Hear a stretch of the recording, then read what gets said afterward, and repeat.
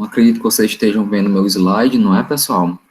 Pode botar aí por favor, alguém confirme no chat se o meu slide está sendo visualizado. Eu acredito que sim, porque eu estou vendo aqui no meu celular. Tá bom? Ótimo. Então, pessoal, esse vai ser o tema da nossa conversa de hoje, tá certo, pessoal? Então, continuando os tópicos de endodontia que vocês estão tendo na Clínica 2, hoje a gente vai conversar sobre substâncias químicas auxiliares em endodontia, né? Mas que diabo é solução química auxiliar, pessoal? Resumindo, é como se fosse a questão da irrigação e quais substâncias a gente vai utilizar durante a irrigação do sistema de canais, tá certo, pessoal? E a gente vai selecionar como? A gente vai selecionar dependendo do caso a gente vai achar melhor fazer uma irrigação utilizando hipoclorito, dependendo do caso a gente vai selecionar o uso da clorexidina, tá certo? Então a gente vai, dependendo de como for o caso, dependendo da dificuldade do dente, né, a gente pode fazer essa seleção da solução química auxiliar. Mas como é que a gente vai escolher? Por que a gente vai escolher uma ou outra? Porque dependendo da solução, a gente vai ter uma atividade mais efetiva, por exemplo, em dissolver tecido orgânico, né? Outra vai ter uma atividade melhor quanto à difusão da sua atividade nos tubos dentinários, enfim, dependendo, cada solução a gente vai ver que ela tem uma característica mais específica e a partir daí a gente vai poder escolher, caso a caso, qual é a melhor substância química auxiliar que a gente vai utilizar na endodontia, tá certo, pessoal? Então, vamos iniciar. Então, iniciando, a gente vai fazendo relembrar um pouquinho, né, do que seria o preparo químico-mecânico, né, dos nossos dentes, né? Então, sempre lembrar que o nome por que o nome é preparo químico-mecânico? Porque esse preparo do sistema de canais a gente vai fazer tanto mecanicamente, né, pela ação dos instrumentos, né, a ação das limas, né? Então, ela vai mecanicamente lá trabalhando nas paredes dos canais, mas também a gente tem que lembrar que esse sistema de canal é um sistema muito complexo, né? A gente tem diversos outros tipos de canal acessórios, canal secundários, um delta apical, e o nosso instrumento ele não vai conseguir tocar todas essas paredes. Então, para que a gente não deixe todas essas paredes sujas, vai ter que lançar a mão de algumas outras coisas. E, normalmente, a gente vai ter que lançar a mão de substâncias químicas auxiliares na irrigação. Então, essas substâncias auxiliares, elas vão agir quimicamente, certo? Vou colocar aqui um marca-textozinho, eu gosto de rabiscar na marca-texto na caneta, eu gosto de rabiscar a apresentação. Então, ela vai ter um preparo químico, né, no sistema de canais, então, dependendo da solução que a gente escolher, vai ter uma atividade química agindo ali, tá certo? Então, qual é o objetivo desse preparo químico-mecânico, né? Então, a gente tem como objetivo o quê?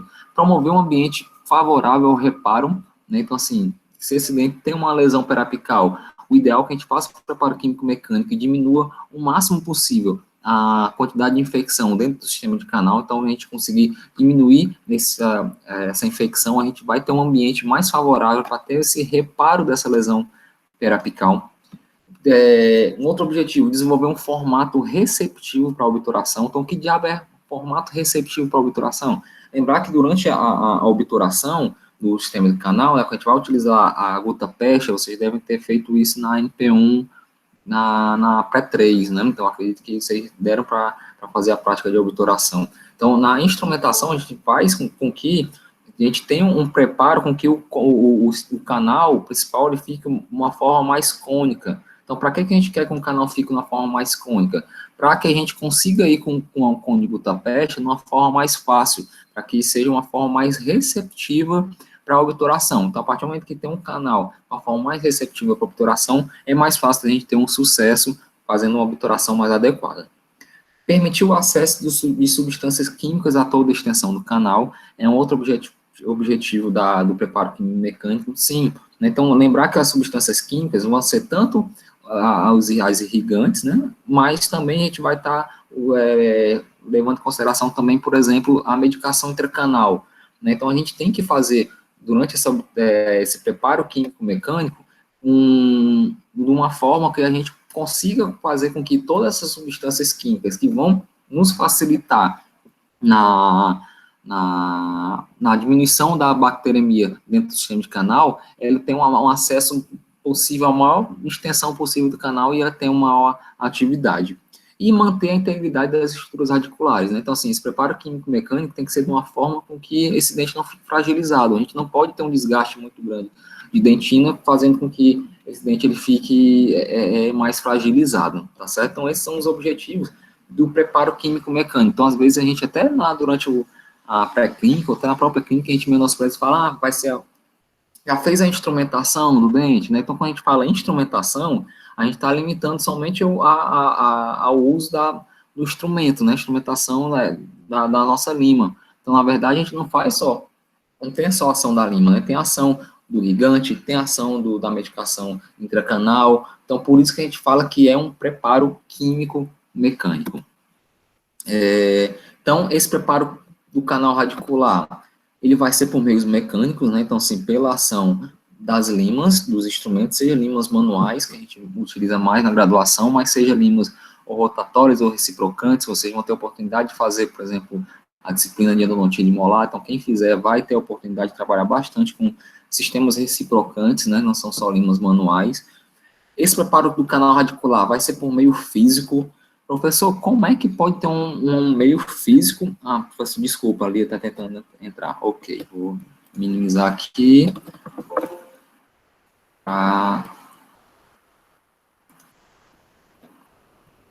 Pronto, olá, Lia, tudo bom? Desculpa ter demorado a liberar, tá certo? Porque eu não consigo ver o chat, eu estava concentrado aqui explicando e não estava olhando o chat com a Lia explicando que você estava tentando entrar. Então, seja bem-vinda, Lia. Né? Então, assim, voltando quanto ao preparo, então a gente tem os meios mecânicos, né, que são a ação dos instrumentos. Como é que seria o meio físico? Pessoal, o meio físico ele vai estar totalmente relacionado com a irrigação, tá certo? Então, assim, vamos já antecipar, a gente irriga normalmente na clínica da Unicris, a gente utiliza o hipoclorito de sódio como uma solução irrigadora. Então, o hipoclorito ele vai ter algumas ações químicas, a gente vai já discutir sobre o hipoclorito, mas todos esses irrigantes, né, ele tem uma ação física, no caso de arrastar, né, a sujeira, né? Imagina assim, por exemplo, vai ter até um slide mais à frente, não sei se é o próximo, deixa eu só passar aqui se é o próximo, não é não, mas imagine assim, vocês vou passar 2 slides para você que ele vai aparecer, pronto, é isso que eu estava querendo mostrar, deixa eu ver se vai aparecer para vocês, esse daqui para ver direitinho, é um GIF, né, que é uma mangueira limpando o chão, tá certo? Então, imagine que é isso que acontece, né, vulgarmente, no sistema de canal, imagine que essa mangueira é você com a seringa irrigadora, né, para irrigar dentro dos canais. Então, imagine, você está limpando a calçada. Se você está usando uma mangueira só com água, ok, ela vai limpar a calçada, mas como é que ela vai limpar? Ela vai limpar porque a água vai arrastar, né, toda essa sujeira que está na calçada. Então, esse arrastado da mangueira, né, que é a água saindo com a pressão, é um meio físico de limpeza, tá certo? Então, esse meio físico que vai ser no sistema de canal vai estar envolvido da irrigação com aspiração. Quando a gente irriga o canal e aspira, cria um turbilhão, né, desse líquido, né, que faz com que tenha esse meio que fisicamente as sujeiras e as impurezas que estão dentro do sistema de canal, elas são empurradas.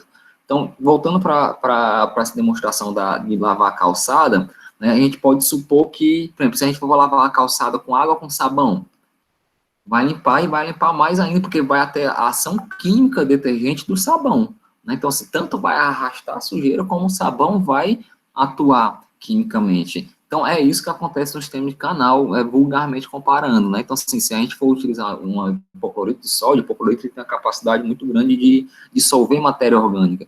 Né? Então, ele tanto vai limpar o canal arrastando a sujeira, como a substância, a atividade química do hipoclorito dissolver matéria orgânica também vai agir dissolvendo a polpa. Né? Então, a gente vai ter uma limpeza mais efetiva. Tá certo? Então, essa é uma comparação que eu tentei fazer de como seria, né, essa limpeza pelo meio físico, tá certo? Espero que todos vocês tenham entendido mais ou menos. E tem a ação da limpeza do preparo de canal pelo meio químico, que é isso que a gente comentou, né? Que é assim, realmente as soluções irrigadoras vão ter atividades químicas específicas que vão colaborar nesse preparo do canal radicular. Então, por que a gente reforça tanto a necessidade de irrigar bem, tá certo? E de escolher a solução irrigadora ideal? Porque, como esse trabalho fala, ó, Vamos ler aqui esse texto. Apesar dos avanços tecnológicos, 35% das superfícies dos canais radiculares permanecem não instrumentadas após a conclusão do preparo químico-mecânico. Então, o que isso quer dizer? Quer dizer que, apesar de que, por mais que a gente instrumente da melhor maneira possível e com que a gente irrigue com a solução irrigadora, cerca de 35% das paredes do canal não vão ser tocadas. Se ela não for ser tocada, ela não vai ser limpa, tá entendendo? Então, assim, essa imagem que está agora aqui do canal, imagine que esse aqui é um molar, né? Então, um dente triradicular. O que vocês estão vendo de vermelho aqui, por exemplo, nessa imagem A, é onde a lima tocou, tá certo? Onde a lima instrumentou. E tudo que está de verde é onde a lima não tocou. Então, assim, onde está de verde, teoricamente está sujo. Nessa outra imagem aqui no B. Então, tem muito imagem verde. Então, tudo que está verde não foi tocado. Então, onde não é tocado, tem a maior probabilidade de ter contaminação. Então, já que a gente sabe que a lima não consegue tocar internamente todas as paredes dos canais, o que a gente tem que fazer? A gente tem que irrigar o máximo possível desses canais para que a solução irrigadora encoste nessas paredes. Já que a lima não vai, a solução tenta ir. E a partir do momento que a gente consegue tocar mais essas paredes, a gente tem uma maior probabilidade de limpeza e um dente mais limpo é um dente com mais chance de ter sucesso. Tá certo, pessoal? Então, aqui mais uma vez só aquele bife, né, mostrando uma comparação, né, de como seria essa irrigação, né? Então a gente já utilizou bem, né, esse slide, então vamos passar, né? Então, para a gente aqui, quais são os objetivos da irrigação? Para que a gente irriga, né? Então, o objetivo da irrigação é a gente remover os detritos, tá certo? Então, remover as sujeiras que existem dentro do sistema de canal radicular e que a gente reduza o número de micro-organismos. Então, pessoal, o que a gente tem que botar na nossa cabeça quando a gente faz tratamento de canal, é que, assim, é muito mais importante, pessoal, o que a gente tira de dentro do canal do que a gente põe. Não entendi, professor. Então, é muito mais importante com que a gente remova todo o tecido pulpar, que a gente remova toda a sujeira, que a gente remova o máximo de bactéria, porque se a gente conseguir fazer a maior limpeza possível do sistema de canal radicular, pode ser que até a nossa obturação nem fique tão boa, mas como a gente limpou tão bem antes, a gente vai ter um sucesso endodôntico. Então, às vezes a gente vê por aí propaganda de curso, faça esse curso, você aprende a fazer um canal de molar em 40 minutos. Então, se você fazer um canal de molar em 40 minutos, me desculpe, vocês sabem que no mínimo, se você tem muita prática, você anestesiar e isolar, você vai pelo menos 10 minutos aí. Então, assim, fica 30 minutos para você instrumentar 3 a 4 canais e obturar. Para você fazer em 40 minutos, 50 minutos, você não vai limpar bem o canal, você não vai irrigar a quantidade suficiente, você não vai fazer o protocolo final de irrigação. Então, a chance de ficar sujo lá dentro e você terminar a obturação é muito grande. Então, às vezes, a obturação fica linda, mas o canal não foi limpo, não foi retirado os detritos, não foi diminuída a quantidade de bactéria, a gente tem uma grande possibilidade de insucesso, tá bom? Esse slide acho lindo esse slide, pessoalmente, mas assim, virtualmente não fica tão legal, a cachoeira fica travando, mas eu acho muito bonito esse slide. Só comentário, pensei alto, tá bom? Então, vamos lá. Então, sim, pessoal, aqui a gente tem diversos tipos de soluções químicas auxiliares que a gente pode estar utilizando, tá certo? Então, aqui a gente tem, começando da esquerda aqui, da parte superior, solução de Milton, tá certo? Solução de Milton é uma solução de hipoclorito de sódio a 1%. A gente tem o RC-PrEP, né, que é uma associação de substâncias químicas que a gente poderia utilizar. Tem água oxigenada, a gente está falando muito de água oxigenada para bochecha agora na época de Covid. Antigamente a gente fazia até também alguma irrigação do sistema de canal com água oxigenada. A gente tem o EDTA, né, vocês devem estar mais familiarizados com o EDTA, principalmente na fase final para obturar. Então a gente tem o EDTA líquido, a gente tem o EDTA gel, tem a glicerina, professor, substância química auxiliar, sim, a glicerina a gente utiliza, às vezes, a gente quer que um instrumento ele deslize com menos resistência contra as paredes, a gente tem que utilizar alguma coisa mais viscosa, então a gente poderia utilizar a glicerina. Enfim, a gente tem várias opções, né, solução fisiológica, né, clorexidina, tá aqui embaixo clorexidina, água de cal, né, que é é uma água associada com hidróxido de cálcio, aí tem N soluções químicas auxiliares para a gente escolher na endodontia. Então, a gente tem que conhecer as principais características de cada um, e a partir do momento que a gente sabe as características e analisa o nosso caso, né, esse caso é bio ou é necropulpectomia, a gente está vivo ou está morto.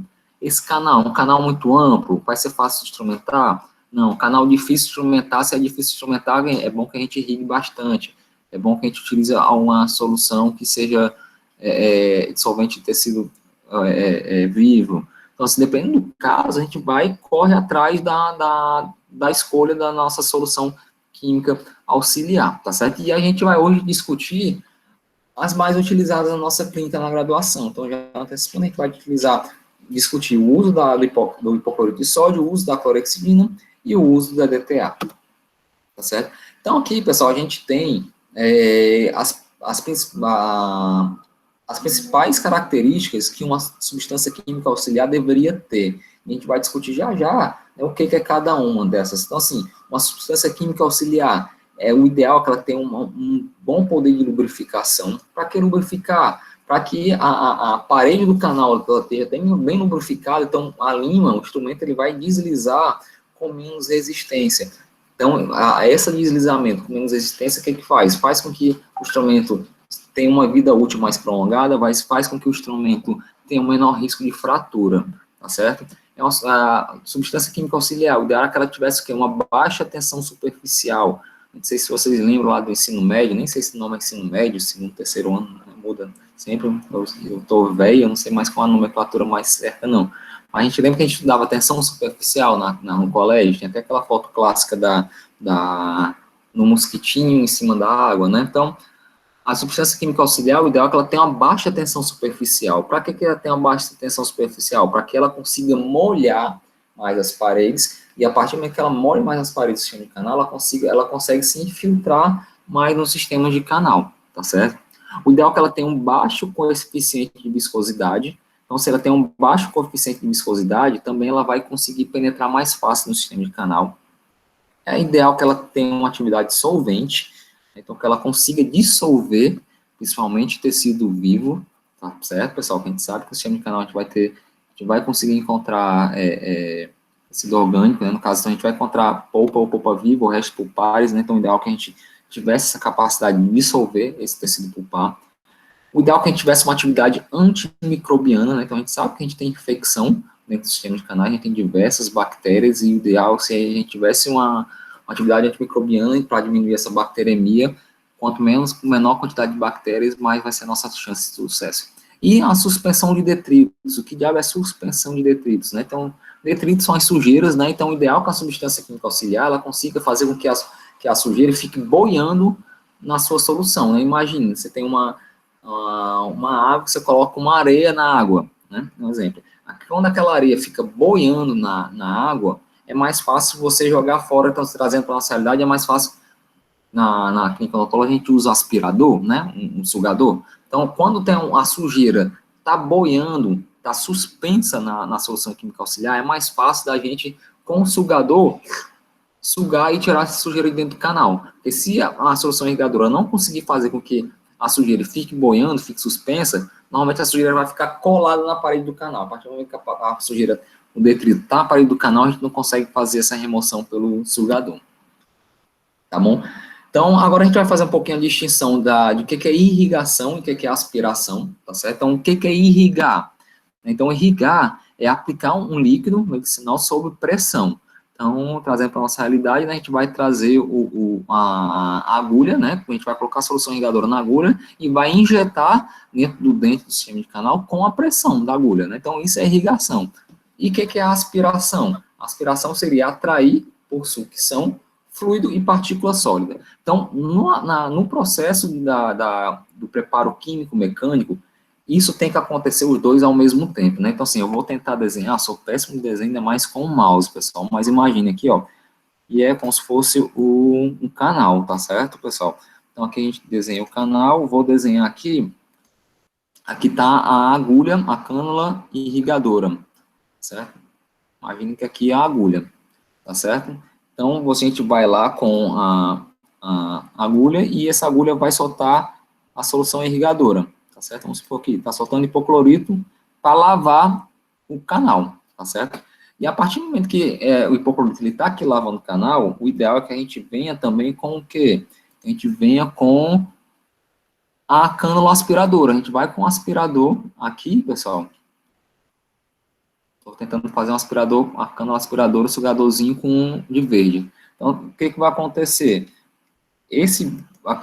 O sugador, ele vai criar uma pressão negativa. Então, lembre-se que aqui a seringa está vindo com uma pressão positiva, ela está soltando esse líquido com pressão, e o sugador ele vai aspirar a pressão negativa e vai tirar toda essa solução irrigadora de dentro do canal. Então, esse processo da gente vir com uma solução com pressão irrigando, né? Então está vindo aqui com pressão e depois vai sendo sugado pelo sugador, faz com que tenha esse turbilhão, faz com que essa solução fica sempre em movimentação dentro do sistema de canal, e a partir do momento que tem essa movimentação, ele vai arrastando e lavando o canal. Então, é isso que era o que eu tentei exemplificar naquele gif de lavando o chão com a mangueira. Então, isso é o processo físico de limpeza do sistema de canal, tá certo? Então, o ideal é que a gente faça ao mesmo tempo. Irriga com a pressão, mas nunca com muita pressão, porque a solução irrigadora pode extravasar, passar pelo forame apical, e aí partir para o paciente, dependendo da solução, vai ter o desconforto, dor, né? E o sugador ele vai puxar com a pressão negativa, fazendo com que tenha esse meio físico de limpeza. Né? E aqui por baixo ficou rabiscada a frase, mas o mais importante na terapêutica dos canais radiculares é o que se retira do seu interior, é o que eu falei antes, e não o que se coloca, né? Então, assim, o ideal é que a gente consiga o máximo essa limpeza, tá certo? A partir do momento que a gente limpa bem, a chance de a gente ter um sucesso no tratamento de canal é muito mais fácil. Então, quais são os fatores que podem influenciar esse processo de irrigação e aspiração? Então, vou falar alguns fatores que podem complicar essa nossa fase, tá certo? Então, um fator qual era? A propriedade física da solução, tá certo? Então, dependendo da propriedade física da solução, dependendo da tensão superficial dela, né, da viscosidade, vai ser mais fácil ela penetrar nos canais ou vai ser mais difícil. Então, uma substância que é muito viscosa, é mais difícil dela se invaginar ali nos canais secundários, nos canais acessórios, nos deltas apicais.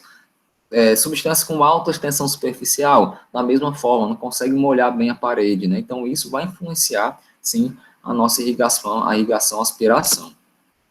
Continuando, né? Outro fator que vai influenciar bastante a anatomia do canal, pessoal. Então, aqui a gente tem uma imagem, um vídeo, né, do molar, no terceiro molar, que a gente botou um exemplo bem gritante, né, que é um dente com anatomia mais complexa. A gente vê que esse canal, né, é uma raiz totalmente dilacerada, né, quase 90 graus de dilaceração. Então, imagine como é que a lima vai percorrer esse canal. Vai percorrer com uma dificuldade muito mais difícil. Isso não só a lima, né, a substância irrigadora também, tá certo? Então, assim, quanto mais atrésico um canal for, quanto mais curvaturas e mais dilacerado ele for, mais difícil vai ser o nosso processo de irrigação e de aspiração, tá certo? Então, a anatomia do canal vai influenciar, sim, né, nesse processo no preparo químico-mecânico. Outro fator que determina bastante o sucesso da irrigação, o diâmetro da agulha, tá certo? Então, às vezes, a gente está atendendo lá na clínica, vocês vão lá na ilha e o funcionário da ilha entrega para vocês uma agulha super grossa para vocês fazerem uma irrigação no sistema de canal. Não adianta, às vezes a agulha é muito grossa, não passa nem da câmara para o par. Então, o ideal é que a gente vá com uma agulha fina o suficiente para que ele chegue o mais próximo possível do terço apical. Então, quando a gente chega, já a gente vai ver que quando a gente joga a solução com a pressão, né, então, que a gente solta o irrigante aqui, normalmente ele consegue chegar dentro do sistema de canal até 3 milímetros além da onde a agulha parou. Exemplificando, se a gente tem um canal, que o canal tem 20 milímetros, um comprimento de trabalho, se você colocar a agulha 15 milímetros dentro do canal, vai faltar 5 para chegar no comprimento de trabalho total. E normalmente a solução irrigadora só consegue chegar mais 3 milímetros além de onde chegou a ponta da seringa. Então, se a seringa estava com 15 milímetros, a solução irrigadora chega a mais 3, vai chegar a 18, então o terço apical, os 2 milímetros apical, a gente não conseguiu lavar bem. Tá certo? Já vai ter, pronto, tá aí que eu estava falando. O jato da solução irrigante, no interior de um canal radicular, alcança em média 2 a 3 milímetros além da ponta da agulha, né? Então, assim, aonde a ponta da agulha chegar, a solução irrigadora consegue normalmente chegar só mais 3 milímetros além, tá certo? Então, se você colocar a ponta da agulha só na câmara pulpar, não entrar no canal, você praticamente não vai lavar nada, porque normalmente só vai chegar 3 milímetros além, então se você botar na embocadura do canal, vai irrigar mais 3 milímetros e não vai fazer uma limpeza adequada. Então, aqui, só para a gente exemplificar, então a gente tem aqui um molar, tá certo? Com uma lima apical final 40, né? Então, assim, foi feito um instrumento memória desse canal, como se fosse uma lima 40 aqui, tá certo? Então, se a gente pegar uma ponta de uma agulha, né? Que seja uma ponta 0,60, né? Uma agulha mais grossa, mais calibrosa, ela só vai chegar aqui a agulha até o terço médio do canal do molar. Então, se vai chegar só até o terço médio, lembre-se que eu falei que a solução irrigadora chega mais uns 3 milímetros. Então, a solução irrigadora vai chegar mais ou menos até aqui. E toda essa extensão aqui, ó, não vai ser lavada. E se não vai ser lavada, vai ter mais chance de permanecer infecção. Então, eu não vou riscar que está aí de azul. Então, uma agulha mais fina, né, consegue chegar mais lá abaixo. Então, o ideal, principalmente molar, é que a gente utilize ponta, agulhas de 0,30, né, de diâmetro. Né? Então, mas como vocês não fazem molar ainda, não levem muito esse parâmetro, não. Mas é só para deixar claro que a gente tem que usar limas, ou a ponta de agulha mais finas possível para que a gente chegue mais próximo possível do ápice e a gente garanta uma lavagem mais adequada do sistema de canal. Continuando os fatores que influenciam a irrigação e aspiração.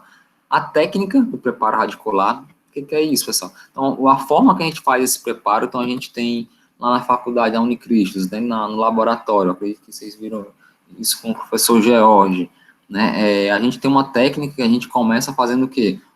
Alargando o terço cervical, né, então a gente utiliza brocas de Gates, um dente amplo, né, normalmente vocês treinaram, incisivos, né, dentes anteriores, a gente começa com uma Gates Glidden 5, depois a gente faz uma Gates Glidden 4, e depois uma Gates Glidden 3, né, então isso faz com que, então, quando a gente utiliza a Gates 5, tem um preparo mais cervical, e a gente vai chegando mais ao terço médio, cada vez deixando mais cônico esse terço cervical, esse terço médio. Então, a partir do momento que a gente deixa mais cônico esse terço cervical, o terço médio, a gente consegue com que a solução irrigadora trabalhe da melhor maneira possível nessa região, tá certo? Mas isso é a forma com a qual a gente trabalha, a técnica de instrumentação que a gente passa para vocês, porque é uma técnica que é mais fácil de ser aprendida, é uma técnica que, se a gente fizer, tem um risco menor de insucesso, que é mais fácil de irrigar, é mais fácil de obturar, né? Então vocês conseguem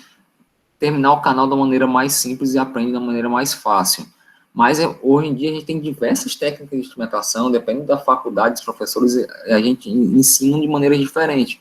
E já a nível de especialização, hoje em dia praticamente não se usa mais brocas de Gates, então não tem tanto mais essa conicidade nessa região cervical.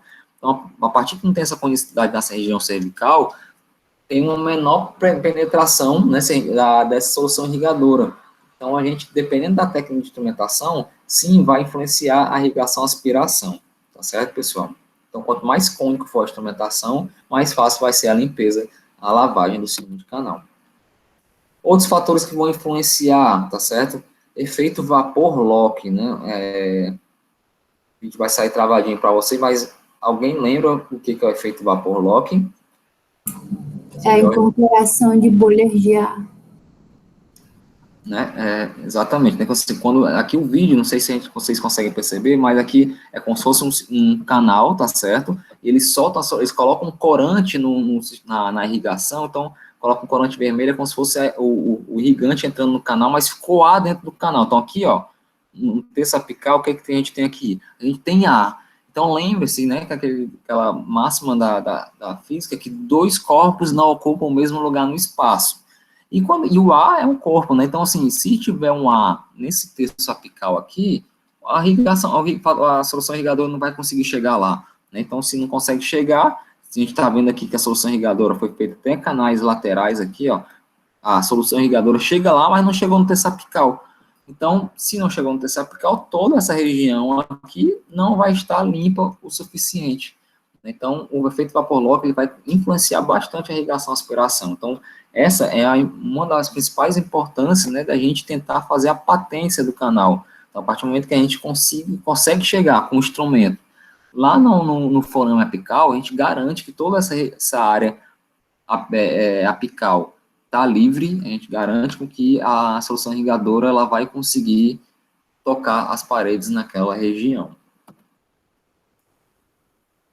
Outros fatores vão influenciar a agitação mecânica da solução. Então, se vocês assistirem alguma aula de endo mais avançado, ou algum congresso, vocês vão ver que hoje em dia, praticamente sempre, a gente agita a solução irrigadora. Então, aqui no caso, o colega está com um cone gutapeste, ele está agitando o EDTA no final do processo do preparo químico mecânico, preparando para irrigar. Mas não é só o EDTA que a gente pode agitar, a gente agita muito a própria solução irrigadora, ou a clorexidina, ou hipoclorito.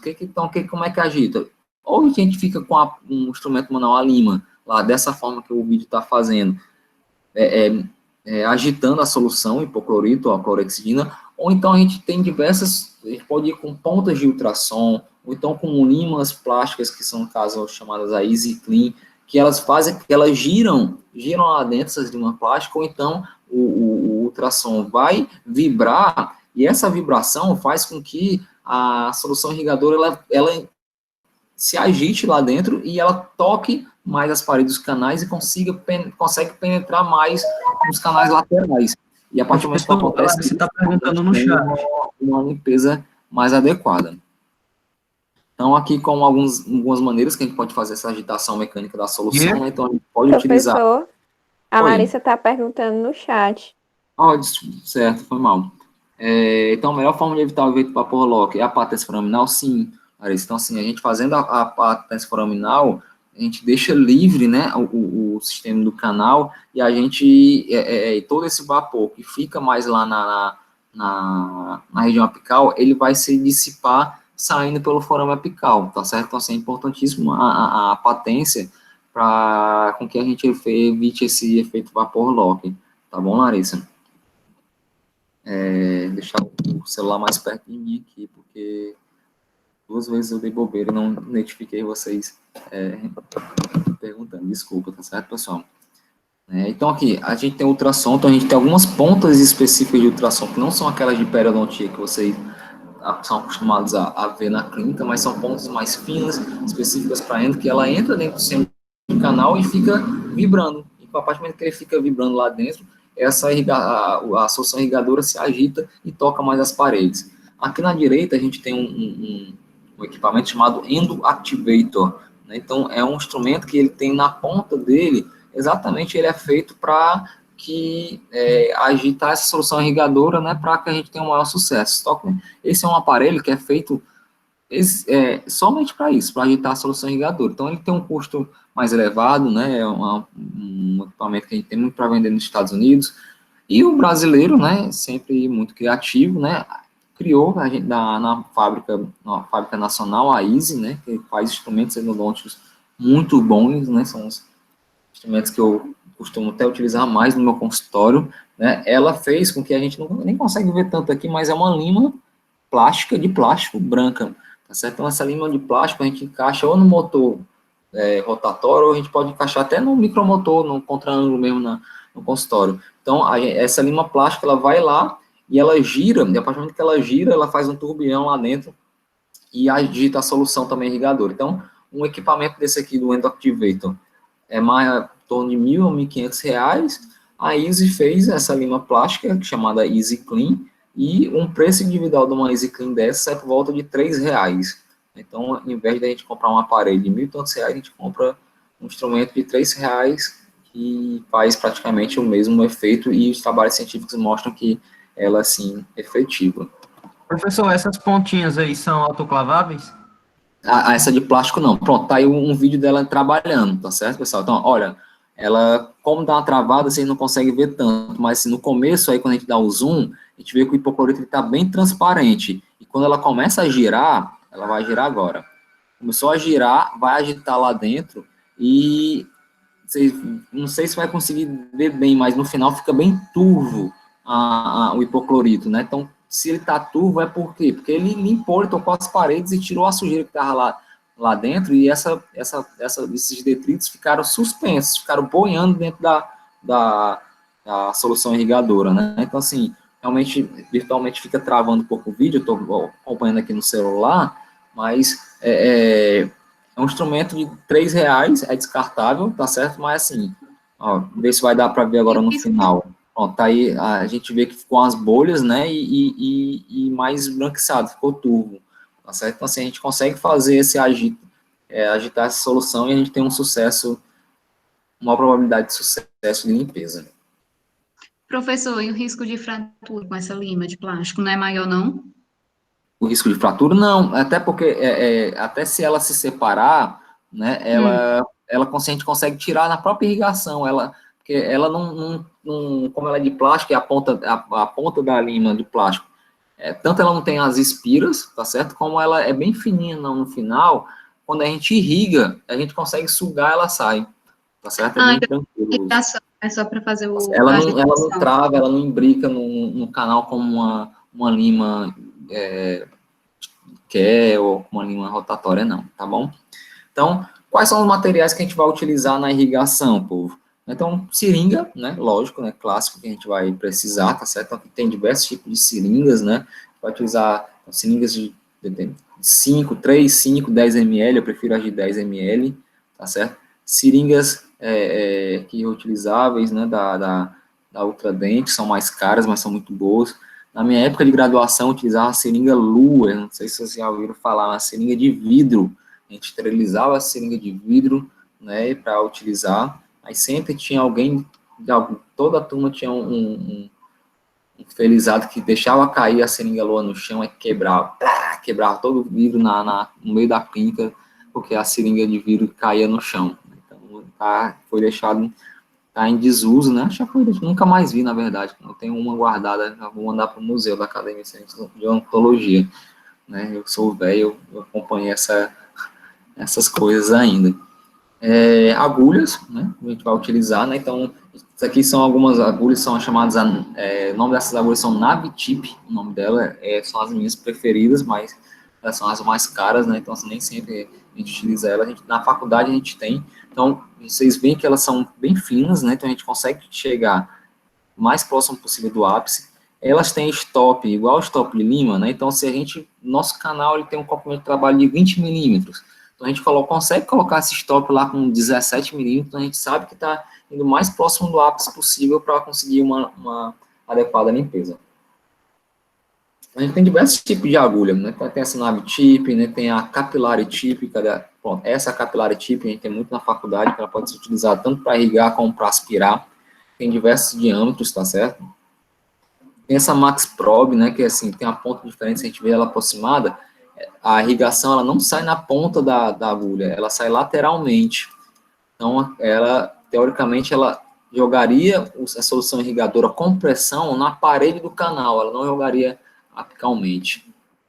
Tem outras, a Plic-Vac, que ela joga tanto lateralmente, que ela é cortada, né? Então ela é aberta na ponta e aperta lateralmente, então ela jogaria com pressão tanto para a apical como para as paredes. Então tem diversos tipos de agulha, tá certo? Que a gente vai, dependendo do caso, a gente pode escolher. Se for um central, se for um central, a gente não precisa pegar uma agulha como a Navitip, que é bem fininha. A gente pode pegar outra agulha mais calibrosa, porque porque o canal é muito amplo, a gente consegue chegar o mais apicalmente possível. Então, é por isso que eu falo que dependendo do caso, dependendo do dente, a gente vai escolher tudo. Então, assim, a gente vem numa pré-clínica, que a pré-clínica é cheia de passos, cheia de protocolos, né? Então, dente necro, aí faz a penetração desinfectante, usa a Gates 5, 4, 3, depois a odontometria. A gente fica tão bitolado no passo a passo da pré-clínica, mas quando a gente começa a entender mais as coisas, a gente vê que, na verdade, as nossas escolhas do passo a passo têm um motivo teórico, um motivo clínico, né? Por que você usa Gate 5 e não usa 2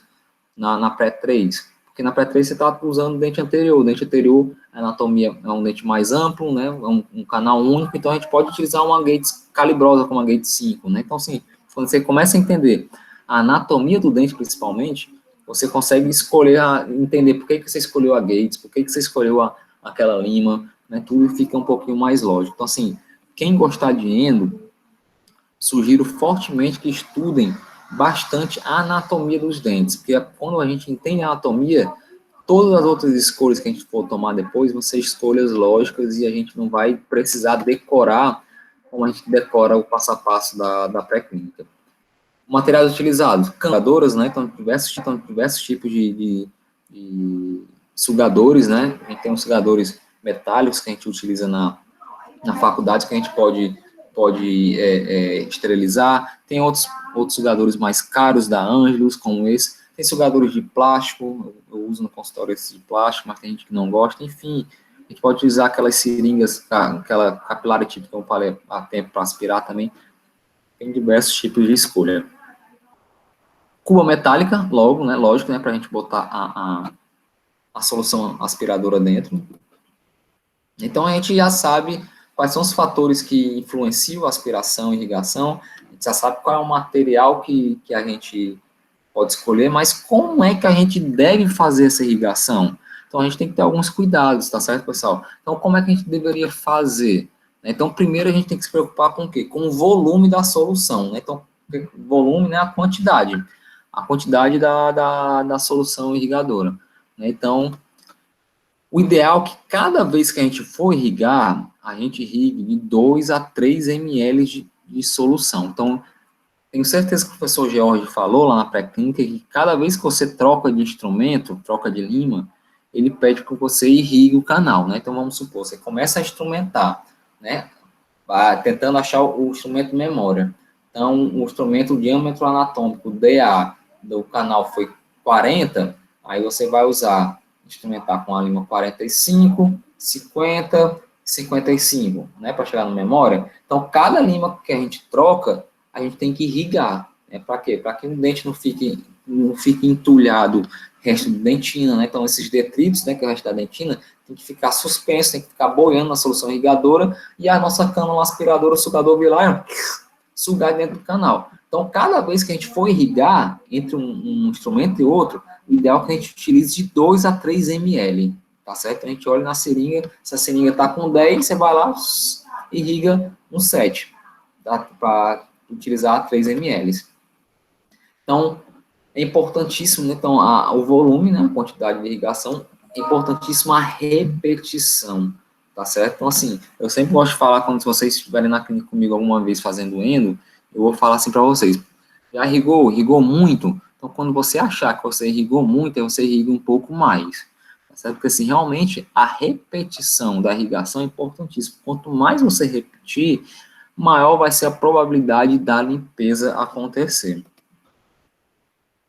E quando a gente for terminou de instrumentar, passou o instrumento de memória, fez os recuos, a última irrigação ideal que a gente utilize até 5 ml. Então, a irrigação final é uma irrigação com mais solução irrigadora, tá bom? Com mais volume. Outros cuidados que a gente tem que fazer durante a irrigação. Quais seriam os princípios da irrigação? Então, vamos lá, alguns passo a passo. Primeiro, a gente tem que manter a câmara pulpar repleta de solução irrigadora. Então, a gente coloca hipoclorito ou clorexidina, o que for lá no sistema de canal, a gente tem que deixar solução na câmara pulpar. A câmara pulpar tem que estar toda cheia, tem que estar toda molhada. Então, a gente não aspira a câmara pulpar quando a gente for instrumentar. Então, sempre que a gente for usar uma lima, o canal ele tem que estar todo molhado, tá certo? Principalmente isso para molar, vocês ainda estão nos dentes anteriores, né? Então a gente não tem tanta necessidade ainda, né? Mas quanto mais para posterior, o ideal é que a gente pré-curve a agulha, tá certo? Quando a gente fizer essa pré-curvatura, vai ficar mais fácil da agulha chegar lá no terço apical. Agulhas de pequeno calibre, né? A gente já explicou a importância de escolher o calibre da agulha para chegar também mais próximo do terço apical, porque a gente viu que normalmente a solução irrigadora só chega até 3 milímetros além da ponta da agulha. Sempre renovar, então já falei no slide passado, a importância da gente repetir, né, o passo da irrigação. Então, principalmente, quanto mais atrás, quanto mais fechado for o canal, mais repetição a gente tem que fazer, mais renovar essa irrigação a gente vai ter que fazer. Por quê? Porque vai ser mais difícil da lima trabalhar. E já Então, quanto mais difícil é da lima trabalhar limando as paredes dos canais, mais a gente tem que tentar limpar através da irrigação, tá bom? Movimentos de vai e vem, então a gente vai ficar com essa agulha entrando e saindo, a agulha entra, entra e sai, para quê? Para favorecer aquele mecanismo físico da irrigação. Pressão leve, tá certo? Então a gente não deve ir com a mão muito pesada para fazer com que a solução saia com muita pressão. Por quê? Porque se sair com muita pressão, principalmente se for um hipoclorito de sódio, esse hipoclorito, o que vai acontecer? Ele vai extravasar o forame apical e vai vir para essa região periapical. E vocês já vão ver que o hipoclorito ele é altamente irritante, tá certo? Então, se o hipoclorito passar pelo forame apical, o paciente vai sentir muita dor, tá certo? E eu digo que ele sente muita dor porque eu, infelizmente, já fiz isso com um paciente meu no consultório. E a paciente, na hora, se contorcia de dor por causa do contato do hipoclorito com os tecidos perirradiculares. Manter o forame desobstruído alargado, né? Então, assim, com a importância da patência, né? Então, a gente já comentou a questão da patência, né? Aqui a Larissa perguntou, né? Quanto ao efeito vapor-lock, né? Então, a gente manter o forame desobstruído é sinônimo de manter a patência, né? Então, a gente vai evitar que tenha gases, né? Na região apical. Irrigar o mais apicalmente possível, né? A gente já explicou quanto à escolha da agulha. Vamos lá. Então, outros princípios, né? Então, a gente tem que, na aspiração final, né? Com ponta mais fina, mais apicalmente possível, né? Então, assim, isso é sempre, né? Na verdade, sempre a gente tem que vir o mais próximo possível da região apical. Então, assim, é um videozinho, novamente um vídeo, vamos ver se a gente consegue, apesar de travar, ver como a gente vê se dá para identificar, né? Mas estão vendo, ó, o sugador tá lá na câmara pulpar, tá certo? Enquanto a seringa com a agulha pré-curvada tá lá com o movimento de vai e volta, irrigando o sistema de canal. Tá o stopzinho aqui na agulha para deixar pré-determinado a posição que essa agulha deve descer, tá certo? Tá vendo a agulha saindo pré-curvada agora, tá certo? E o sugador sempre na câmara pulpar para quê? Para que a seringa jogar o hipoclorito com pressão e o sugador puxa com pressão negativa e faz o meio físico de limpeza. Então, mais uma vez, aquele slide mostrando todas as soluções irrigadoras que a gente tem como escolha, tá certo? Mas, já que a gente tem todas as opções, né, então, o que a gente escolhe, né? Então, assim, pessoal, tem muita opção. Que diabo eu vou escolher? Né? Então, assim, depende, né? É o que eu venho falando para vocês já desde o começo. Vai depender do caso, vai depender do dente, vai depender do paciente, vai depender se o canal é atrésico ou não. Então, assim, a gente vai ter que compreender a característica de cada solução irrigadora. A partir do momento que a gente compreende essa característica, a gente faz uma escolha mais consciente, tá bom? Então, vamos falar agora mais geral sobre as características das soluções irrigadoras, para depois a gente falar especificamente de cada uma. Então, começando, estou falando aqui agora, falar dos requisitos das substâncias irrigadoras, tá certo? Então, o ideal é que a solução irrigadora, ela tenha uma baixa tensão superficial, né? Então, o que a tensão superficial vai influenciar? Então, a tensão superficial vai determinar a profundidade de penetração do líquido no canal radicular. Então, assim, a gente já comentou que a gente quer que esse canal radicular ele fique o mais molhado possível, né? E que a solução irrigadora penetre o máximo possível no sistema de canal. Então, para isso acontecer, o dente ele tem que ter uma baixa tensão superficial. A solução tem que ter uma baixa tensão superficial. Então, quanto menor for a tensão superficial, maior vai ser a capacidade de molhar e de penetrar a solução irrigadora. E a partir do momento que a gente tem um sistema de canal que vai ser mais molhado e mais penetrado pela solução irrigadora, a gente vai ter uma maior capacidade de limpeza dessas paredes do canal radicular. E maior capacidade de limpeza é significado de quê?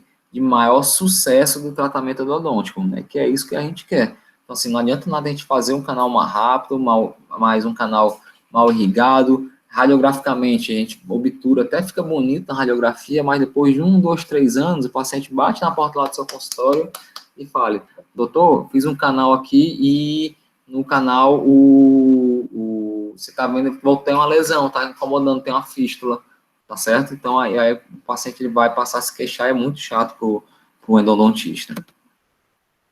Outro requisito, viscosidade, tá certo? Então, quanto à viscosidade, quanto mais viscoso for a solução, quanto menos viscoso, desculpa, como tá aqui no slide, quanto menos viscoso for a solução irrigadora, maior vai ser a capacidade de molhar e de penetrar, né? Então, a gente não quer que seja uma solução que seja muito viscosa. Então, aqui a gente tem na imagem um óleo, né? Então, assim, um mel, no caso, né? Então, a gente tem, o mel é uma coisa muito viscosa. Então, imagine o mel tentando penetrar em algo fino.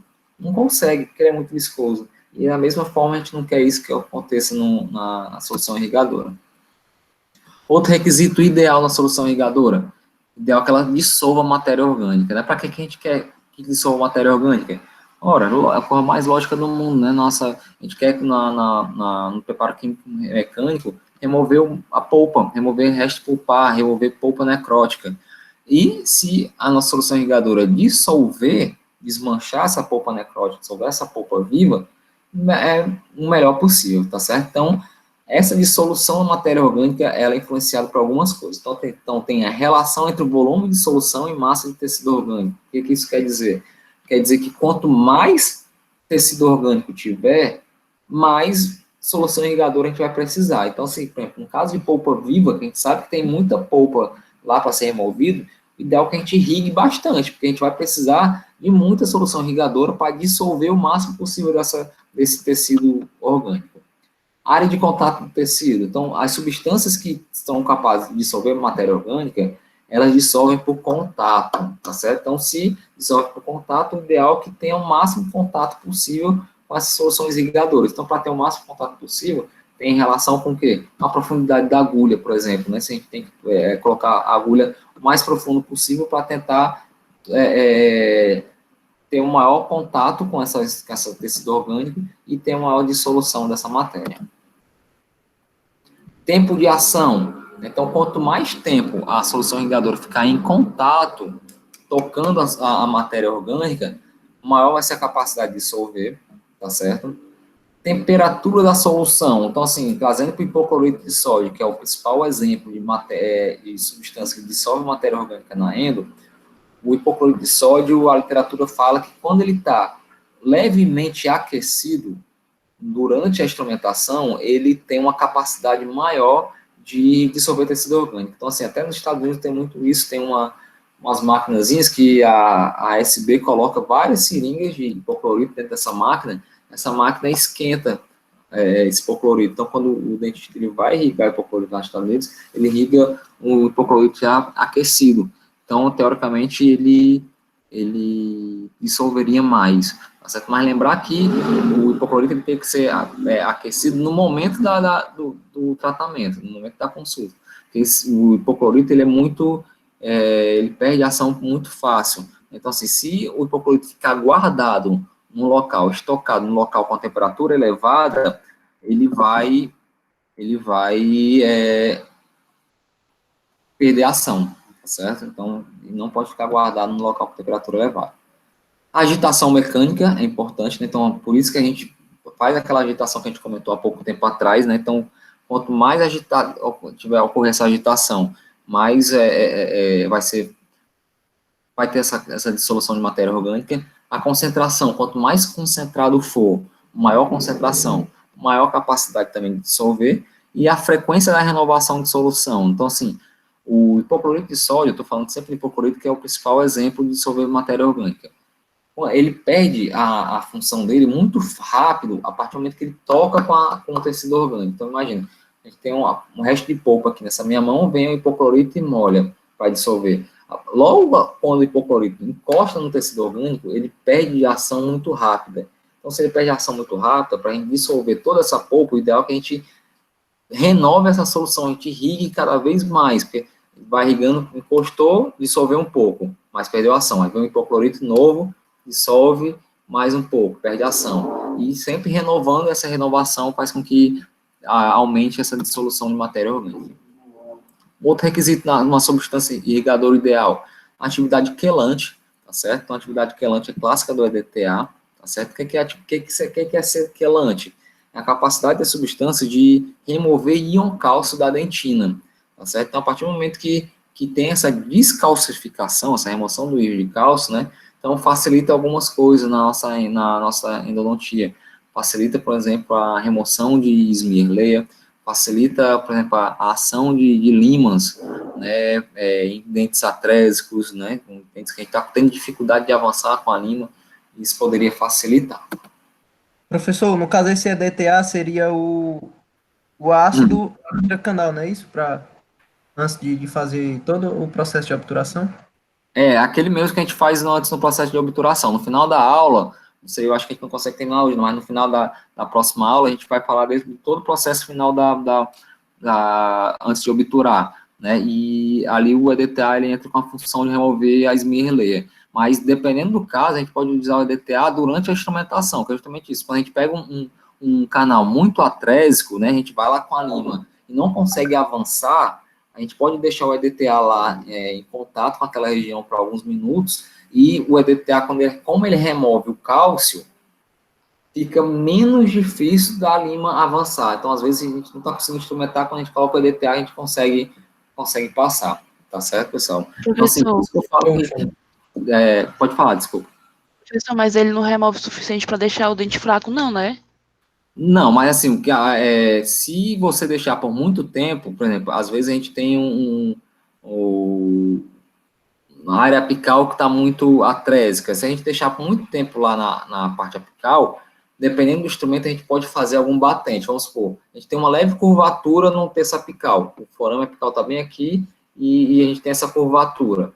Se a gente deixar por muito tempo lá, e a lima, dependendo da lima, ela pode ficar tocando nessa região antes do forame apical, bem na curvatura, ele pode fazer um batente ali e ter um acidente, tá certo? Então, assim, realmente o EDTA, para esses casos, a gente tem que utilizar com mais cuidado. Então, às vezes, pode até fazer um rasgo apical, às vezes, mas aí já é mais brutalidade do operador, mas batente é comum acontecer, e não é interessante a gente fazer esse tipo de batente, tá certo? Ok. Eu gosto sempre nessa aula, eu desenho muito, é difícil desenhar aqui virtualmente, mas que às vezes desenho fica mais fácil da gente entender.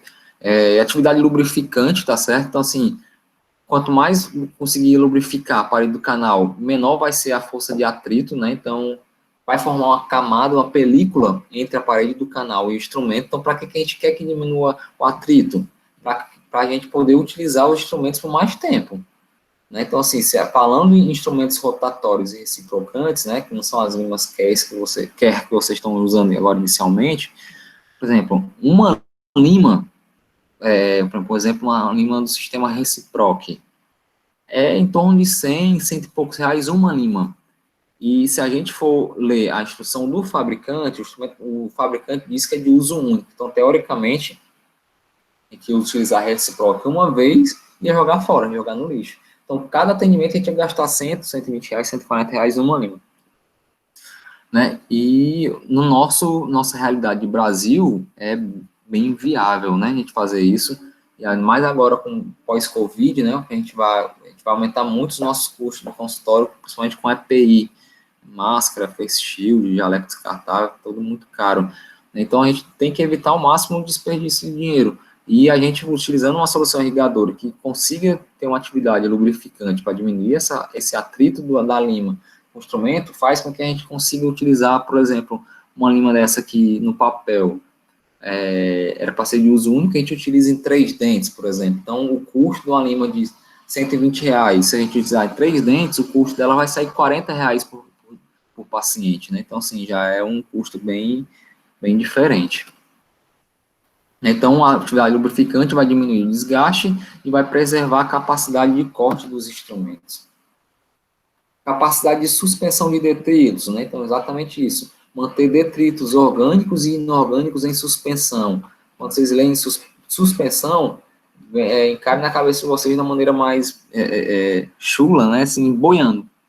Então, a gente quer que essa sujeira fique boiando aqui, né? Como está nesse tubo de ensaio aqui, fique boiando. A partir do momento que os detritos ficam suspensos, né, tanto ele vai impedir com que o canal fique entulhado, né, então a raspa de dentina não vai ficar lá no terço apical, né, então vai impedir a sedimentação apical, e vai impedir a obstrução do canal. Então, a partir do momento que os detritos estão aqui boiando, estão aqui suspenso, basta a gente vir com o sugador aqui, o sugador ele vai chupar esses detritos, né, e vai deixar o canal limpo. Outro requisito, biocompatibilidade, né? Então, biocompatibilidade significa com que a gente quer que essa substância não seja irritante, né, às células vivas, né? Então, assim, lembra que eu comentei do risco, por exemplo, do hipoclorito estar vazado através do forame? Então, aqui a gente tem uma imagem radiográfica, não é solução irrigadora aqui no caso, mas coloquei para ilustrar, a gente tem cimento endodôntico aqui extravasado. Então, esse cimento endodôntico ele pode funcionar como irritante aqui, e acontece a mesma coisa na irrigação, tá certo? Então, assim, se for uma substância irritante, o paciente ele vai sentir dor, vai ter inchaço, vai ter até necrose local. Isso é bem chato quando acontece, tá certo? Então, essa biocompatibilidade ela vai depender da toxicidade da solução irrigadora, vai depender da concentração, quanto mais concentrado, menos biocompatível ela vai ser, e vai depender do tempo, né, de contato que essa solução vai ficar lá em contato com os tecidos periapicais vivos, e da área de contato, quanto maior for a área, maior irritação vai acontecer. Tá certo? Então, aqui a gente tem, pessoal, as características do irrigante ideal que a gente deveria ter na endodontia. Tá certo? Então, quais são as características do irrigante ideal? Ele deveria ser solvente para todos os tecidos e resíduos, ele deveria ser ativo em presença de matéria orgânica, né? Deveria dissolver matéria orgânica, ele não deveria ser irritante, ele deveria ter baixa tensão superficial, ser lubrificante, remover esmerleia, ter baixo coeficiente de viscosidade, ter um custo barato, né? Ser fácil de comprar e ser germicida. Tá certo? Então, essa é a característica do irrigante ideal. Só que a gente sabe que um irrigante ideal como esse, ele é tão real quanto uma célula de R$3. Certo? Então, isso que eu quero dizer com isso? Não existe esse irrigante. Tá certo? Então, a gente vai ter um irrigante que vai ser bom em algumas características e ruim em outras. Então, já que cada irrigante desse vai ter uma peculiaridade, aí, mais uma vez, a gente reforça que, dependendo do caso, a gente vai escolher entre um ou outro. Tá bom? Então, quais são as principais substâncias químicas auxiliares, a classificação delas? Então, nós temos os compostos halogenados, nós temos os detergentes sintéticos, nós temos os quelantes, nós temos as associações e outras soluções. Então, assim, já antecipando, pessoal, vou falar aqui o nome de várias substâncias químicas, eu vou querer que vocês estudem as mais utilizadas e as que eu vou descrever e explicar melhor. Já antecipando, né, vocês vão ter que estudar hipoclorito de sódio, clorexidina e EDTA. A gente vai falar diversas outras soluções, mas, assim, é mais para vocês conhecerem, ou então, mais na frente, se vocês quiserem seguir na endo, vocês vão estudar mais, se vocês quiserem ir para alguma monitoria em Clínica 2, vocês vão ter que conhecer mais também, mas nesse momento, para a prova, não, tá bom? Então, quais são os compostos halogenados? Então, os compostos halogenados, eles vão ser compostos pelo hipoclorito de sódio, tá certo? Então, o hipoclorito, pessoal, ele tem diversas concentrações, tá certo? Então, vou passar aqui alguns slides para a gente ver, ó, tem diversas concentrações, e cada concentração dessa tem um nome. Assim, não quero que vocês decorem isso aqui, isso era uma questão clássica dos meus professores de química da faculdade. Todo semestre caía essa questão, que era para a gente descrever todas as soluções de hipoclorito e todos os nomes dela. Então, a gente tinha que decorar o líquido de DAC, a gente tinha que decorar a solução de Milton, a solução de Labarraque, soda clorada, água sanitária, a gente tinha que decorar tudo isso, mas não vou fazer isso com vocês, tá certo? Então, assim, antecipando, normalmente o que a gente utiliza na clínica, a gente utiliza a soda clorada, tá certo? Normalmente. Então, a solução de Labarraque, que é a solução com hipoclorito a 2,5%, tá certo, pessoal? Então, o hipoclorito é um dos compostos halogenados que a gente vai utilizar, e outro que a gente vai estar utilizando é a clorexidina. Então, a clorexidina é, sim, também um composto halogenado, e na endodontia, a gente vai utilizar a clorexidina na concentração de 2%, tá bom? Então, na pele, com bochecho, a nossa clorexidina é 0,12, né? Mas a gente, aqui, na endodontia, a gente vai utilizar ela a 2%. E, normalmente, a gente faz o uso da clorexidina na forma de gel, tá certo, pessoal? Porque quando ela está em gel, é mais fácil de ter essa suspensão de detritos, né? Então, a gente fala tanto de suspensão de detritos, é uma característica muito grande da clorexidina, tá bom? Então, e quando ela está em gel, a gente consegue ter maior ainda, fazer com que essa sujeira fique boiando mais facilmente ainda na clorexidina. A gente tem aqui alguns detergentes sintéticos, tá certo? Não quero que vocês decorem o nome deles, tá certo? Então, só colocando aqui como exemplos. Os quelantes, né? Então, o quelante, como eu já comentei, eu quero que vocês deem uma estudada no EDTA, mas a gente tem alguns outros tipos, né? Como o ácido cítrico, o REDTA, tá certo? Mas eu quero que vocês estudem o EDTA. A gente tem algumas associações, tá certo? Então, assim, são associações feitas por fabricantes que tem mais de uma coisa, tá certo? O RC-PrEP, né? Que eu botei até uma foto inicialmente. O RC-PrEP, ele tem EDTA, peroxiureia e carbox, né? O carbox ele vai servir como lubrificante. O endo-PTC, usei muito o endo-PTC na minha época de especialização, né? Tem então peroxiureia, o twin, o veículo e o carbox. Então, assim, para que ele servia? Servia para lubrificar aparelho, canal difícil, quando a gente tinha receio de uma fratura do instrumento, a gente utilizava essas associações. Então, assim, também não quero que vocês decorem, estou colocando aqui só para vocês conhecerem e saber que existem. Outras soluções que eram utilizadas também, peróxido de hidrogênio, peróxido de ureia, glicerina, tudo isso já foi utilizado, mas hoje em dia a gente, depois dos estudos, a gente viu que não tem a necessidade tanto dessa utilização dessas medicações, dessas soluções, e a gente acaba ficando mais, principalmente no uso da clorexidina e do hidróxido de cálcio. O hidróxido de cálcio não, é hipoclorito de sódio. E o hipoclorito de sódio vai ser o que a gente vai falar agora. Tá certo? Então, o hipoclorito de sódio ele é utilizado há muito tempo, tá certo? Então, aqui, ó, Dakin, em 1915, já usava para quê? Para limpar a ferida. O que estava acontecendo no mundo em 1915, pessoal? Em 1915, a gente estava tendo o quê? A Primeira Guerra Mundial.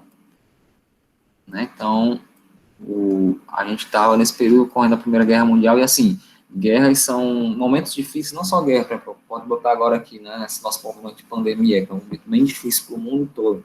Sempre quando tem um momento difícil no mundo, normalmente tem muito avanço também, né, então assim, a gente vai ver que, por exemplo, né, então aqui o hipoclorito foi utilizado como antimicrobiano, né, para evitar infecção de ferida, devido à Primeira Guerra. Os soldados levavam um tiro, né, e para não ficar lá dentro da trincheira. Quem assistiu o filme agora, 1917, não sei se alguém de vocês gostam de cinema, não gostam de guerra, né, mas vocês viam aqueles soldados, ficavam tudo dentro do buraco das trincheiras, né, e eles ficavam dentro daqueles buracos por dias, meses, e eles faziam tudo ali, as necessidades deles, né, eles ficavam, se alimentavam, tudo dentro daqueles buracos. Então, tinha muita infecção. Então, quando eles tomavam um tiro, lembra que nessa época, 1915, não tinha antibiótico, né? Então, quando ele pegava uma infecção, era para avançar, para ele ter uma amputação, ou então ir para até evoluir para o óbito. Então, utilizava-se o hipoclorito de sódio nessa época para limpar as feridas.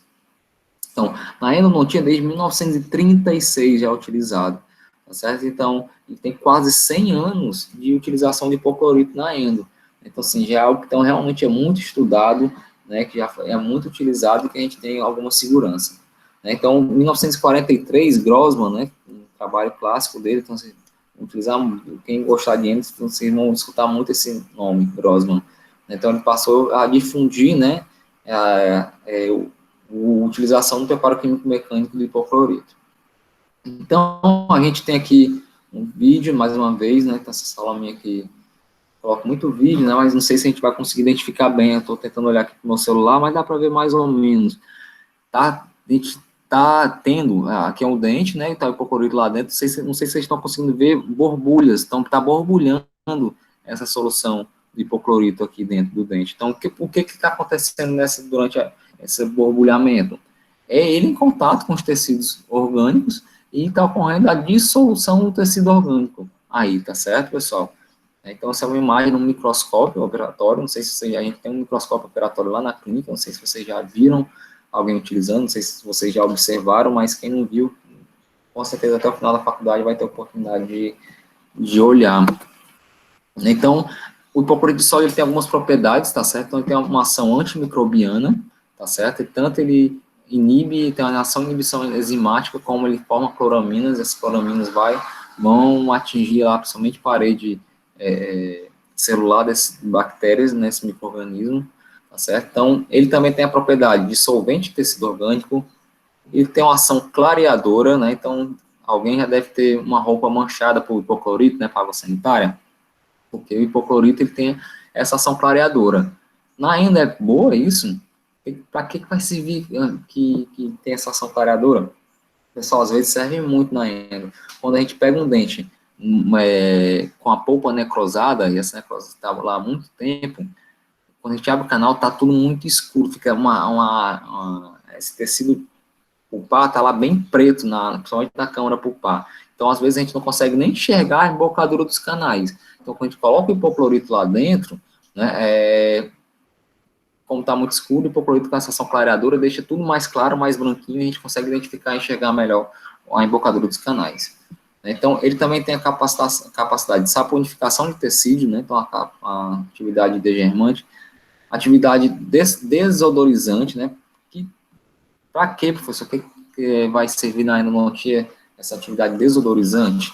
Não sei se algum de vocês já teve o desprazer de fazer um acesso endodôntico num dente com uma necrose bem característica. Assim, tem dentes que estão muito necrosados, pessoal, quando vocês abrirem, vai subir um odor, né, assim, um mau cheiro forte, que às vezes aquele cheiro impregna dentro da sua máscara, pelo menos agora vai ter em 95, eu acho que não vai impregnar mais. O negócio que entrava em você, que tudo que você mais quer terminar aquele atendimento para jogar fora aquela máscara que você está sentindo aquele odor dentro de você. E nesse momento o hipoclorito é muito bom, porque com essa atividade desodorizante, né, quando a gente irriga, todo aquele mau cheiro da necrose sai. Ele tem um pH alcalino, tá certo? E tem uma baixa tensão superficial, a gente já falou da importância da tensão superficial. Então, essa é a reação química que ocorre, né, durante a dissociação de hipoclorito, tá certo?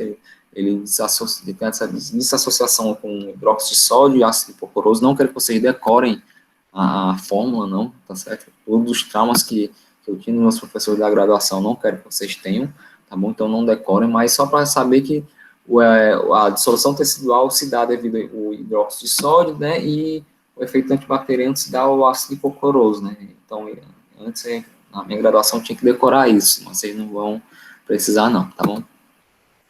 Então, fatores que vão interferir na atividade antimicrobiana e solvente de hipoclorito. Então, o que vai interferir? O pH da solução, tá certo? Então, quanto mais ácido, vai ser melhor, no caso. A temperatura, mais básico, vai ser melhor. A temperatura, eu comentei que se durante o atendimento a temperatura vai estar um pouco mais elevada, ele vai ter uma maior atividade solvente antimicrobiana. A quantidade de matéria orgânica, né? Então, quanto mais tecido orgânico tiver no canal, mais hipoclorito a gente vai precisar para dissolver. E a concentração, né? Também já comentei que quanto mais concentrado maior vai ser a facilidade de dissolver. Mas lembrar que quanto mais concentrado, mais irritante é. Então, se a gente botar uma solução nos Estados Unidos, o pessoal utiliza hipoclorito a 6%, hiperconcentrado. Então, a concentração dessa muito alta, se a gente, por acaso, irrigar e extravasar no forame, esse paciente vai sentir muita dor, tá certo? Então, assim, não, por isso que a gente evita utilizar nessas concentrações aqui. Desvantagens do hipoclorito, né? Ele é agressivo, como eu acabei de comentar, ele é agressivo aos tecidos periapicais, né? Então, o paciente, se por acaso tiver um extravasamento de hipoclorito, ele vai ter uma dor severa, na mesma hora vai inchar, tá certo? Pode ficar roxo, pode ter necrose mesmo. A gente teve um acidente com hipoclorito, um aluno, um ano atrás, na Integrada 2, que ele extravasou hipoclorito, na mesma hora o paciente sentiu muita dor. Então, quando o paciente acontece isso, você anestesia mais, por dentro do canal você joga soro fisiológico para diminuir a concentração do hipoclorito e diminuir a agressividade. Mas para esse paciente na clínica, uma semana depois ele voltou, na altura apical do dente estava uma necrose, estava tudo necrosado a gengiva do paciente, né? Uma úlcera enorme, né? E o paciente com muita dor, ainda bem que a gente conseguiu regredir com utilização de laser. Vocês vão usar muito laser no semestre que vem na estômago, tá bom? E pode causar abscesso. Então aqui, ó, é um artigo científico que mostra um caso clínico que um colega teve esse extravasamento de hipoclorito, tá certo? Então, a partir de teve esse extravasamento, a necrose ficou dessa forma, só que essa necrose avançou tanto, pessoal, nesse acidente que aconteceu, que ele teve vocês podem ver aqui, ó, nessa imagem, né? Então, ele está tendo um edema na região aqui, e esse edema avançou para quê? Avançou tanto que ele teve obstrução das vias aéreas, ele deixou de respirar. Então, ele teve que ir para a UTI e foi entubado. Ele foi entubado porque devido a um acidente com hipoclorito de sódio. Então, por isso a importância da seriedade da gente quando a irrigação acontece, tá certo, com hipoclorito de sódio. Eu tenho um caso sobre isso que aconteceu comigo, vou contar depois, quando a gente não estiver gravando. Outras desvantagens, né? Então, ele é instável ao armazenamento, aumento de temperatura e exposição do ar. Então, por isso que com certeza, vocês nunca viram no supermercado uma água sanitária em frasco transparente. Por quê? Porque o hipoclorito, quando ele entra em contato com a luz, ele perde a ação. Então, sempre por isso que o hipoclorito ele vai ser branco ou vai ser verde a embalagem. Para quê? Para não passar luz, tá certo? Outra desvantagem, ele tem um forte odor, né? Tem um cheiro ruim, né? Então, o paciente, às vezes, a gente vai irrigar, o paciente pergunta logo, ele está usando que boa, né? Porque ele sente logo o cheiro do hipoclorito. Muitas pessoas são alérgicas, né? Ele é inativado com matéria orgânica, então por isso que a gente tem que sempre renovar a irrigação do hipoclorito, e ele descora tecidos, né? Então, uma vez aconteceu comigo, eu fui irrigar um dente do paciente no consultório, quando eu fui colocar no dente, a minha mão foi antes, e soltou um jatinho de hipoclorito, e foi lá, molhou a bermuda do paciente, bermuda preta, só o risco branco, assim, meu Deus, paguei a bermuda do paciente. Ainda bem que o paciente foi compreensivo e não quis que eu pagasse a bermuda nova, mas dependendo do paciente, eu iria ter, com toda a razão, que pagar uma roupa nova para ele. Então, assim, não façam isso. Na faculdade aconteceu, algum de vocês está fazendo canal, quando o paciente se levanta, a gente olha atrás, a camisa do paciente aqui atrás está toda branca. Por quê? Porque ele foi irrigar, aconteceu alguma coisa, o hipoclorito caiu, escorreu pela cadeira e molhou as costas do paciente e saiu o paciente com a camisa manchada. Por favor, não façam isso. Então, pessoal, eu acho que eu vou parar aqui, tá bom? Não vai dar tempo para a gente finalizar, nós já estamos em 9h43, tá certo? Então, acho que não vale a pena caminhar mais um pouquinho e parar no meio da clorexidina, tá bom, pessoal? Então, a nossa conversa vai ficar por aqui, eu vou gravar, vai ficar gravado, eu vou postar hoje, ou no mais tardar, amanhã no YouTube, e vou mandar para vocês o link, quem não estava aqui hoje, por favor, vocês pedem para assistir, que muito provavelmente na quarta-feira que vem a gente vai ter a reposição de ontem e a gente termina o conteúdo, tá bom, Professor, pessoal? uma dúvida. Pode fazer pergunta. Quanto ao resumo da aula, um só para a aula de hoje e amanhã? Pode fazer só um resumo mesmo, tá certo? Assim, quando terminar a aula na quarta-feira, né, provavelmente na quarta-feira, vocês fazem só um resumo de tudo, tá bom? Beleza, então. Tranquilo? Show. Deixa eu só minimizar aqui. Cancelar a gravação para a gente finalizar.